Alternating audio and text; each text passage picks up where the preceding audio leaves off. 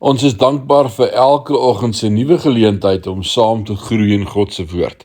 Ek is Rinus van Sion in Parys. Vanmôre wil ek vir die vraag vra: waaroor praat jy? Hoor wat gebeur in Lukas 17 vers 6.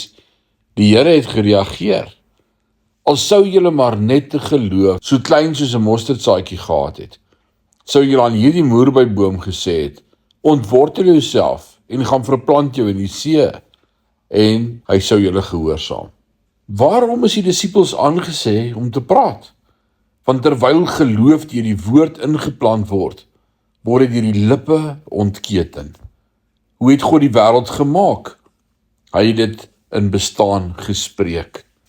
Net so het Jesus die verloop van die wêreld en die ewigheid verander toe hy gesê het: golf, wees stil, of Lazarus, kom uit, of dit is volbring. Gemaak na die beeld van God, spreek ons ook ons individuele wêrelde in bestaan en verander hulle verloop deur ons woorde.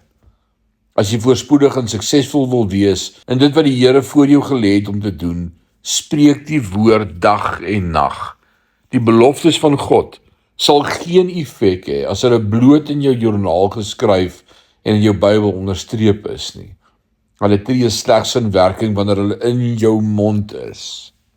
Met sy rug na die Rooi See en die leers van Egipte wat op hom afstorm, het Moses tot die Here geroep: waarom roep jy tot my? Spreek met die kinders van Israel dat hulle moet voorttrek, sê Eksodus 14 vers 15. Jy mag dalk 'n goeie student van die skrif wees. Jy mag selfs 'n gebedsvegter wees. Maar as jy wonder hoekom die see nie oopgaan nie, kan dit wees dat die Here vir jou fluister: waarom vra jy my? Spreek met die see, die boom, die berg wat groot voor jou uittroon. So, môreoggend wanneer die alarm afgaan, sal jy of sê: ag nee, dis al klaar weer oggend. Of jy sal sê: dit is die dag wat die Here gemaak het.